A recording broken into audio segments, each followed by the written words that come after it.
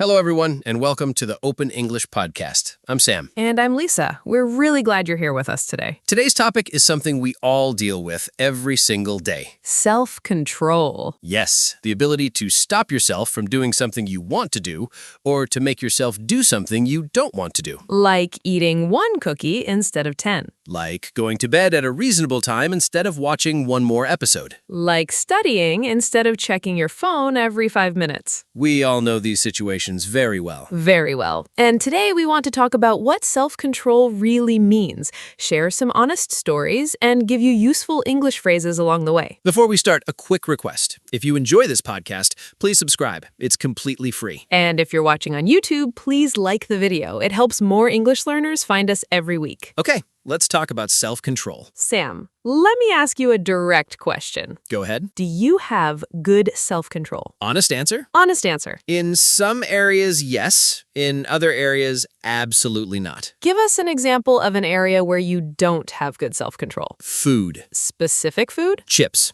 Potato chips. Any kind, any flavor. Oh, that's a very common weakness. I cannot open a bag of chips and eat a small amount. It's not possible for me. So what happens? I think I'll have just a few. I sit down, I start eating, and 20 minutes later, the bag is empty, and I'm looking at it with a feeling of surprise. Surprise? Not guilt? First surprise, then guilt. Then I think, how did this happen again? And then? And then I go to the kitchen to see if there are more chips. Sam. I know, it's a problem. So what do you do about it? The only solution I found is to not buy chips at all. If they're not in my house, I don't eat them. So you use the environment to control yourself instead of using willpower. Exactly, because my willpower around chips is 0. But if they're not there, the problem doesn't exist. That's actually a very smart strategy. Remove the temptation from your environment. It works for me. What about you, Lisa? Where do you struggle with self-control? My biggest problem is my phone at night. Tell us more. So I know that using your phone late at night is bad for sleep. I've read about it. I understand why. But Every night I tell myself, I'll just check a few things. And then suddenly it's midnight and I've been watching videos for 2 hours. videos of what? It starts with something useful, maybe an English lesson or cooking video, and then the next video plays automatically, and then another one. And before you know it, you're watching a video about the history of ancient bridges at midnight. Exactly. Last week I watched a 40-minute documentary about penguins at 1 in the morning. Did you want to watch a documentary about penguins? I did not plan to watch a documentary about penguins. It just happened. The algorithm is very powerful. Very powerful and very good at knowing what to show you next. So, what do you do about this? I started putting my phone in a different room at 10:30 every night. And does it work? Better than before, but sometimes I go to get a glass of water and I happen to walk past my phone. And you check it. Just quickly. Just quickly. And then I'm back in the kitchen watching penguin videos at midnight. The penguins follow you everywhere. The penguins are always waiting for me. Okay, let's talk about what self-control actually is, because I think people sometimes misunderstand it. Yes, many people think self-control means being very strict with yourself, saying no to everything you enjoy. Like never eating chips, never watching videos, never relaxing. But that's not really self-control. That's just making yourself miserable. Real self-control is about making choices that are good for your future self while still living a normal, enjoyable life. It's not about being perfect. It's about being intentional. Intentional. That's a good word. It means you make a decision on purpose, not by accident. Eating one cookie because you decided to enjoy one cookie is different from eating 10 cookies because you couldn't stop. The action might look similar from outside, but the intention is completely different. And self-control is really about building that intention, making decisions, not just reacting. Yes, reacting is when something happens and you just respond automatically without thinking. Like seeing chips and immediately opening the bag. Exactly, a reaction. No thought, just action. Self-control is putting a small pause between the temptation and the action.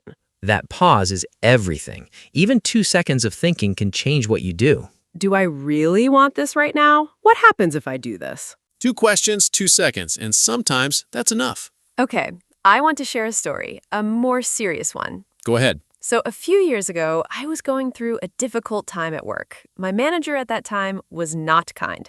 And some days I came home feeling very frustrated and angry. That's a hard situation. It was, and one evening I was so angry that I wrote a very long, very honest email to my manager, saying exactly what I thought about how he treated the team. Oh no.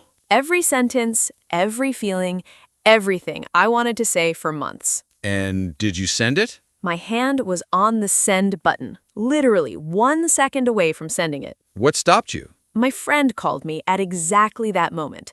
I answered the phone, she heard my voice and said, "What happened?" And I talked to her for an hour. And after the phone call? After the phone call, I read the email again. And? It was terrible. It was emotional and unprofessional, and it would have created so many problems. So you didn't send it? I deleted it, every word. And the next morning, I had a calm, professional conversation with my manager instead. And which worked better? The calm conversation, completely. He actually listened. Things improved a little after that. So the self-control in that moment, the one phone call that interrupted you, changed what could have been a very damaging situation. Yes, and I think about that often, how close I was to sending that email, and how different things could have been. It shows that self-control is not always about small things like chips or phones.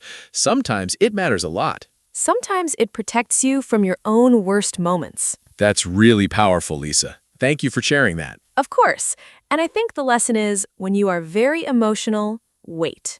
Just wait. Don't make permanent decisions in temporary emotional states. That's a phrase worth remembering.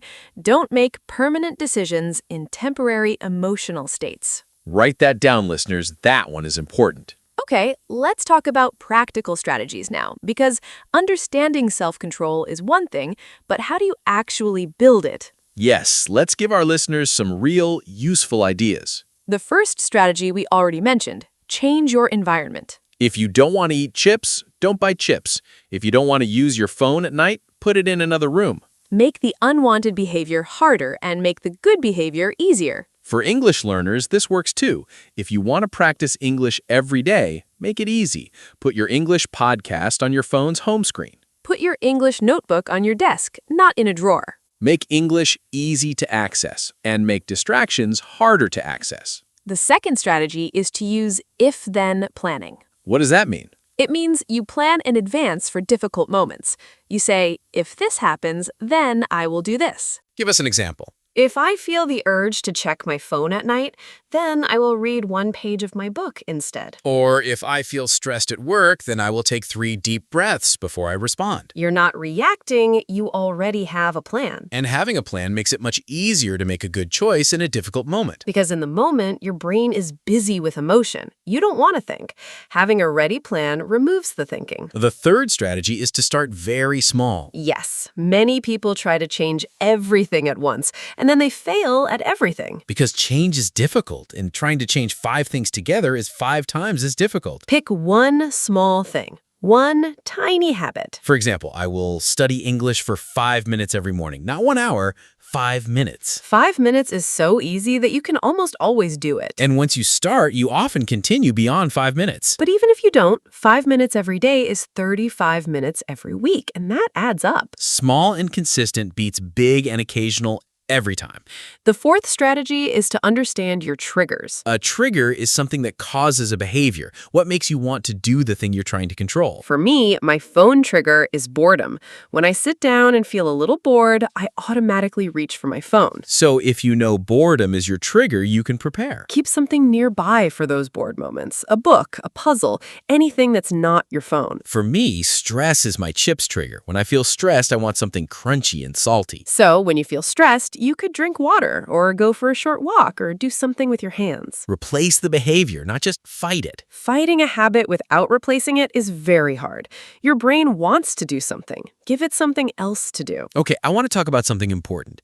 The connection between self-control and English learning. Yes, because our listeners are working on their English, and English learning requires a lot of self-control. It does. Learning a language is a long process. Results come slowly. And in a world where everything is fast, slow progress can feel discouraging. So self-control for English learners means showing up every day even when you don't feel motivated, Even when you feel like your English is not improving. even when you feel tired or busy. Motivation comes and goes, self-control stays. That's a good way to say it. Motivation is a feeling. Self-control is a decision. Feelings change every day. Decisions can stay consistent. So when you don't feel like studying, that's exactly when self-control matters most. Not because you have to be perfect, but because small, consistent actions build real skills over time. And the good news is, self-control gets easier with practice. Yes, every time you make a good choice, it becomes a little easier next time. Like a muscle, the more you use it, the stronger it gets. And the weaker areas get stronger with patient, consistent effort. Okay, let's do a short language practice. I want to give our listeners some useful phrases for talking about self-control. Yes, great idea. When you want to say you're trying to control something, you can say, I'm trying to cut down on. For example, I'm trying to cut down on social media. Cut down on means reduce. Use less of something. Another phrase is, I'm working on. For example, I'm working on going to bed earlier. I'm working on means you are actively trying to improve this thing. It's in progress. You can also say, I find it hard to. For example, I find it hard to stop checking my phone. That's a very natural, honest phrase. It admits difficulty without shame. And to talk about a strategy you use, you can say, what works for me is, for example, what works for me is keeping chips out of the house. Or, I found that, for example, I found that putting my phone in another room helps me sleep better. These phrases are very useful in conversations, in job interviews, in casual talks with friends. And they make you sound natural and thoughtful in English. Okay, before we finish, let's do a quick summary of today. First, self-control is not about being perfect or strict. It's about making intentional choices. Second, put a small pause between temptation and action. Even 2 seconds can change your decision. Third, change your environment. Make good behaviors easy and bad behaviors harder. Fourth, use if-then planning. Prepare for difficult moments in advance. Fifth, start very small. One tiny habit done consistently is better than a big plan that falls apart. Sixth, know your triggers. Understand what causes the behavior you want to control. Seventh, replace habits. Don't just fight them. Give your brain something else to do. And eighth, self-control is like a muscle. It gets stronger every time you use it. And for English learners specifically, show up every day, even for 5 minutes. Consistency is self-control in action. Before we go, our usual request. If this episode helped you, please subscribe to the Open English podcast. It's completely free. And if you're on YouTube, please like the video and leave us a comment. Tell us one area where you want to improve your self-control. Write it in the comments. It's good writing practice, and saying it out loud, even in a comment, makes it more real. Share this episode with a friend who is working on building better habits. Because we all are in some way. Thank you so much for listening. I'm Lisa. And I'm Sam. Stay consistent, be kind to yourself, and keep going. See you next time. Goodbye. Goodbye, everyone.